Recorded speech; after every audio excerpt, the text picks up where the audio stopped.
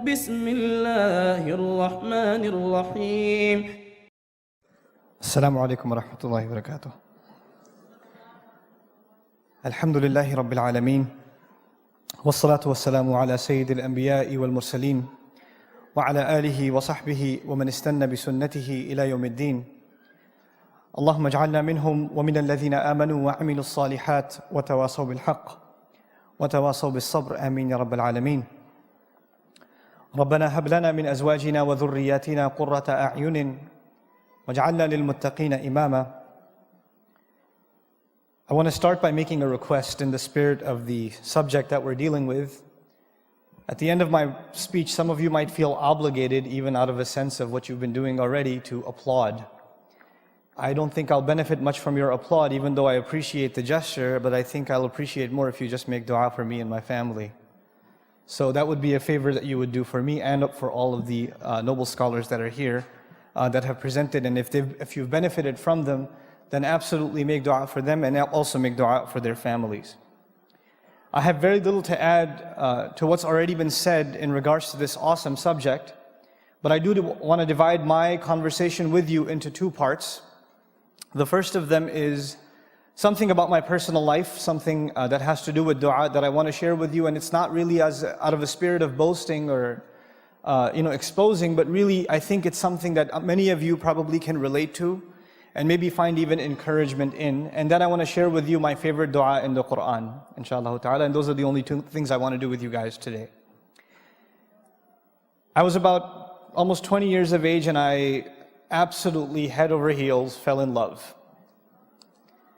I went into a masjid in Ramadan and I heard a remarkable scholar explain the Qur'an. I had not read the Qur'an except in translation before that day. And I heard him speak about the Qur'an in the form of almost a conversation. And you know, the Qur'an is Allah Azza wa Jal speaking to us directly. And it felt like that for me for the first time. And he was doing this every night of Ramadan for about 4 hours every night, to go through the entire Qur'an in this fashion. And I attended this entire series with him because I was hooked completely. I was mesmerized by this book. I was completely overwhelmed that I didn't have any clue, no idea what this book was, that was always there. And I always thought, yeah, I've read something from it, or some translation or something. I have an idea what it says. I guess I know what it has to say. But when I heard what it really had to say for the first time, I felt like there's this book that I love so much, and I have no relationship with it. And of course the barriers were many, including the knowledge of it, but of course even the language. I had no idea what the Arabic language was. Not a clue.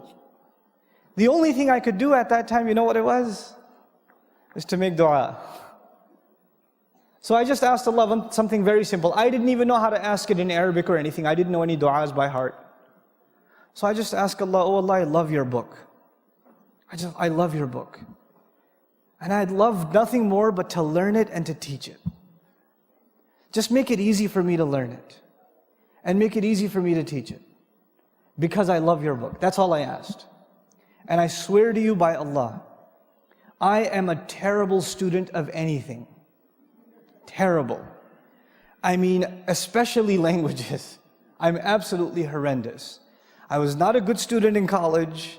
I used to hate studying. If I ever had sleep problems, the easiest way for me to catch some sleep was to open up a textbook. 10 seconds later, I'll have 12, 13 hours of solid sleep because nothing will knock me out like studying. But this teacher who was presenting the Qur'an also happened to be teaching an Arabic class. And when I attended his class, wallahi, it was like knots opening up. I couldn't stop studying. I couldn't put the books down. I couldn't stop thinking about it. I was doing like conjugations in my sleep. Going through grammar in my sleep. I was studying it in the train. I was doing it at work, at school, all the time. I just became obsessed with it. And wallahi, what people around me found so difficult, Allah made it so easy for me. And I knew something had just happened. Allah has given me a gift in response to my dua. And wallahi, I tell you, to this day, if I try to study anything else, I have a hard time. But when I study Qur'an, I can spend hours and hours and hours, and it's easy for me. Alhamdulillah, it's a gift of Allah to me. But this is something that I've personally experienced in terms of the power of dua. Just the power of dua. SubhanAllah, I don't mean to say this is a means of boasting, but look, I have, alhamdulillah, I've taught Arabic courses all over the country, maybe close to now 15,000 students. SubhanAllah. And not any of them have benefited anything except from the gift that Allah has given. And if they're able to continue that, and that entire benefit starts from one dua, as far as I'm concerned. SubhanAllah. So that was a little bit about my personal story. But what I want to really share with you is my favorite dua in the Qur'an. And I think it's a very relevant dua for pretty much all of us here in the audience. And to set the stage for this dua, I'm sure some of you have heard me talk about this dua before, but I personally don't care. I'm going to repeat it because فَذَكِّرْ إِنَّ فَعَتِ الذِّكْرَى, reminder has benefit. So I hope to benefit myself and all of you with this reminder. There's a powerful expression in the Qur'an. It's captured in 2 words. Those 2 words are قُرَّةَ أَعْيُن, the coolness of the eyes. A simple translation will yield coolness of the eyes. And it's mentioned in a number of occasions. It's also found in a hadith of the Messenger sallallahu alaihi wasallam. Okay. Before I tell you how it's used in sacred text, I want to tell you how the ancient Arabs used to use this figure of speech, this expression. It's really a figure of speech, so we can't really understand it literally. It means something more. In the Arab idiom, there were 2 expressions. Without getting too technical with you guys, there's the eyes becoming cool and the eyes becoming warm. That's the first thing I'd like you to know. The Arabs had 2 figures of speech, the eyes becoming cool and the eyes becoming warm. When somebody is shedding tears of sorrow, they're suffering the worst kind of fate.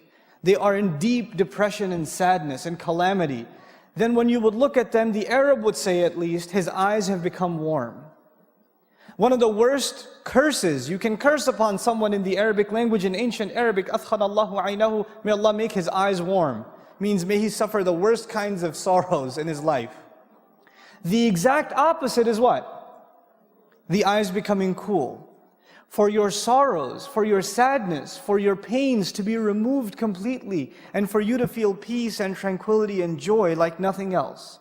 And I'll give you a simple example of coolness and warmth of the eyes before I continue. Imagine you're at the airport, right?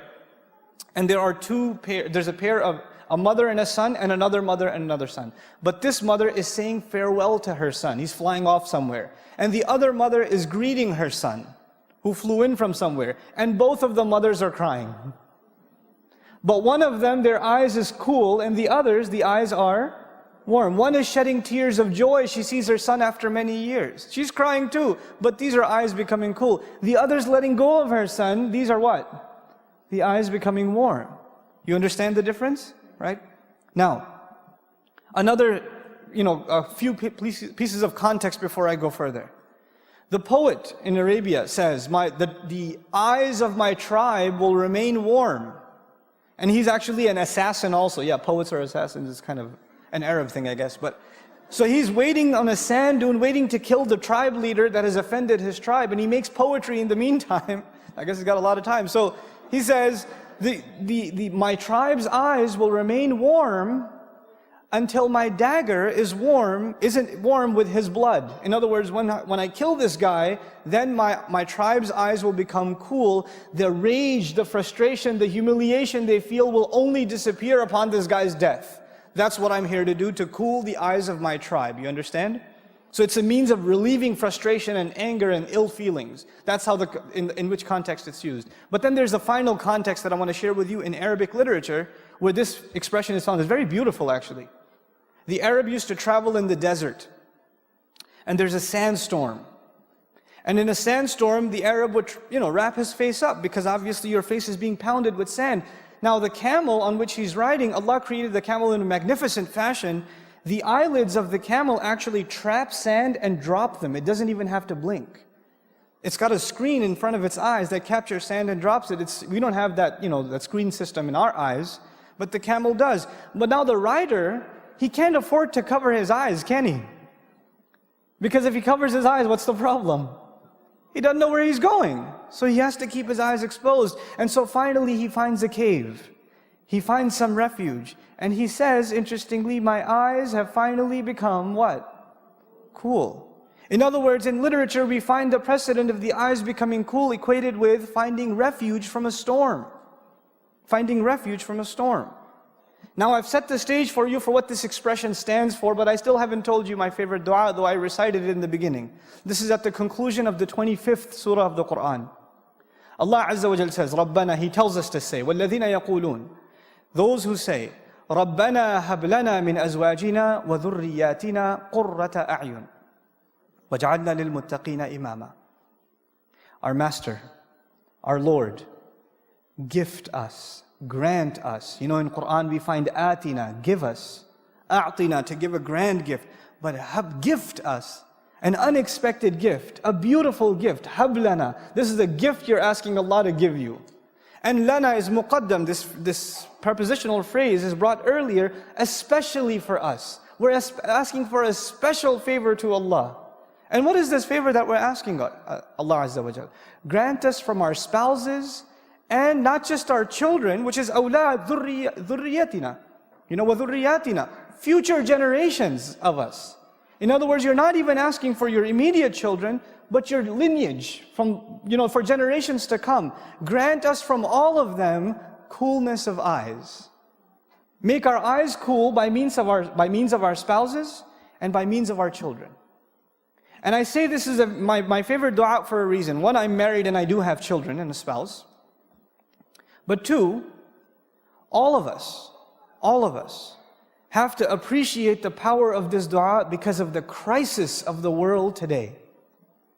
The world's fundamental institution of family is under attack. Most of the people here, even Muslims, are not immune from this problem. In many of our homes, the storm that I said, when you find coolness of the eyes, you find refuge from the storm is not outside the house, the storm is inside the house. And you have to get away from home to get away from the yelling and the screaming and the name calling and the insults and the depression and the sadness and the friction between husband and wife and parent and children. Our homes are broken. Brother is not talking to brother. Parents are not talking to children. How many of all the shuyukh, I can bet you, I can almost guarantee you, all of the speakers that have come to this conference, some mother, some father, some husband, some wife has come up to them and said, I've got this problem. I can't talk to my kid. He yells at me. We can't talk anymore. He's doing these things, I don't know how to stop him. My husband, my wife this, my husband this, subhanallah. This is a crisis inside the home. And what better dua to ask? The exact opposite. You know, the family has become a place of sorrow, of depression, of sadness, of anger, of rage. People feel like they want to escape it. And here Allah tells us to ask so perfectly, so eloquently, that the home should become the place of refuge. It's like the outside world is a storm, and you suffer on the outside, and your refuge, your safe haven, is those doors in your home, is your spouse, is your children. When you see them, your worries disappear. But for most of us, when you see them, your worries begin. It's the exact opposite. But I want to give you a further appreciation of just this remarkable, beautiful phrase and how it's used in the Qur'an. I want to explain this feeling to you that Allah wants us to have with our families. There's some more elaboration of those feelings. You know, some of the strongest emotion that exists in human existence, the strongest emotion I can think of is the emotion a mother feels for her child. It is the strongest bond. Many of you in the audience are married, and when you're first married, you're obsessed with the husband, you're obsessed with the wife. You are so awesome. No, you're awesome. How perfect Allah makes the pairs. I can't believe you're my husband. I can't believe you're like all weird in the beginning. Yeah. People look at you funny. You know, the guy's got a goofy smile on his face all the time. Like, you know. And the husband's name is mentioned and she gets shy. You know. 10 years go by. The husband's name is mentioned. Right? But anyway, before that happens, when you have your first child, the husbands will realize this. Already? Okay. All right. The husbands will realize this. You're talking to your wife about something, the baby's in the other room. The husband doesn't even have the ears for this one. The baby just does a little That's it. That's all it does. And guess what happens to the mother? That conversation is over. He was in the middle of telling her how his day went and it was a really important meeting and where are you going? What happened? Spider sense goes berserk and you go in the other room and you pick up the child. Nothing comes between who? Mother and child. Nothing comes between them. It is the strongest bond. Now I'm talking to the mothers in the audience for a second. Can you imagine the state of Musa's mother's heart? She puts her baby in the water. You can't even leave your child outside in the hall. You start calling your husband, where is he? Where is he? Where is he? Have you seen him? Have you seen him? Where is he at? You can't stop. You're 30 minutes late picking your child up from school. What happens to you? You know.